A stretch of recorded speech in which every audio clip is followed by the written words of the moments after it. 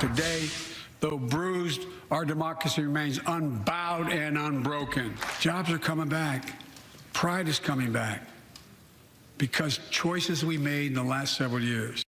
Well, President Biden repeatedly called to find common ground as he delivered the State of the Union last night, facing a new Republican House majority. Biden calling for bipartisan support in improving mental health, fighting the opioid epidemic, and supporting veterans. He also touched on police reform and national security as the war continues in Ukraine and tensions grow with China.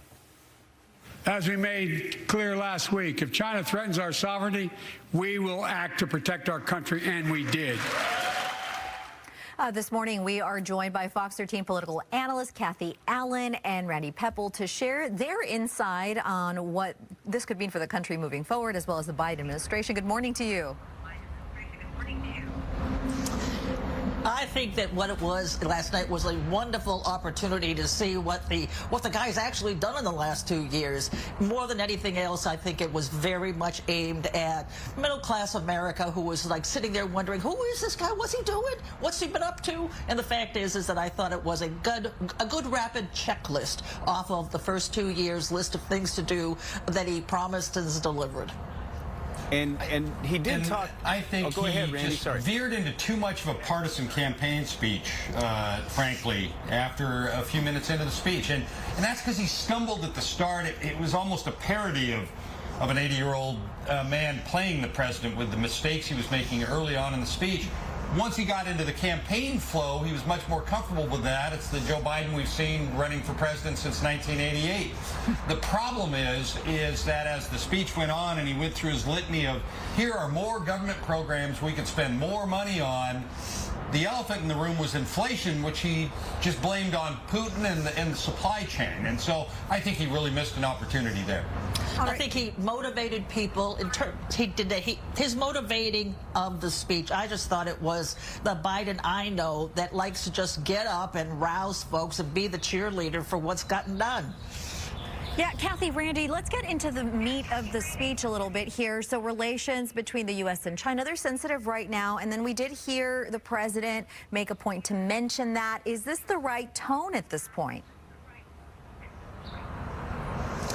I'm not sure. In terms of this, I think that what we're seeing is like a precursor. If you ask me, that speech last night was designed to let folks know that we shouldn't be looking for another candidate for president because we got one right here. And I think that what he did was he was actually going through, trying to look like he was this president that's very benevolent, welcomes everyone, you know, obviously 300 bills that are bipartisan that were passed, all of these things. I think he was being gracious. At the same time, he definitely was gearing in to tell everyone, hey, don't go looking for anybody else. I'm right here.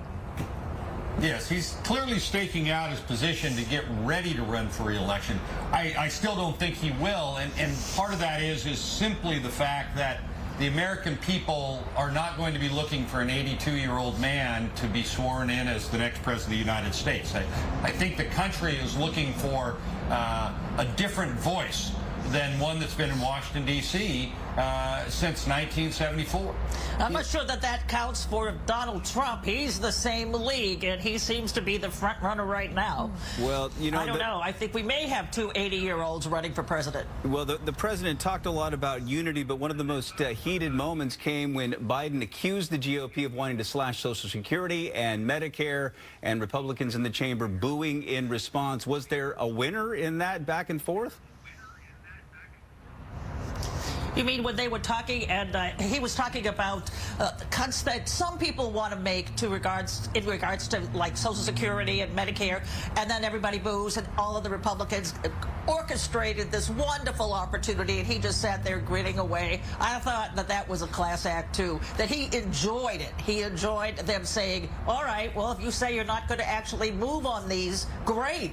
I'll send you the new bill. Yeah. I think it's interesting. Cathy would say that the Republicans orchestrated that opportunity. Mr. Biden was the person speaking. The president wanted to goad at least one of the irrational Republicans in the House to yell at him so that he could look like he was being magnanimous. I thought it was getting down in the gutter. He just wanted a moment like that, and so he said, there's one Republican out there who's talked about Social Security, so I'm going to focus on that and say that is the Republican position. And, you know, everybody sees through that. I mean, he's been saying the same thing again since he first ran for president in 1988. And it was false then. It's false now.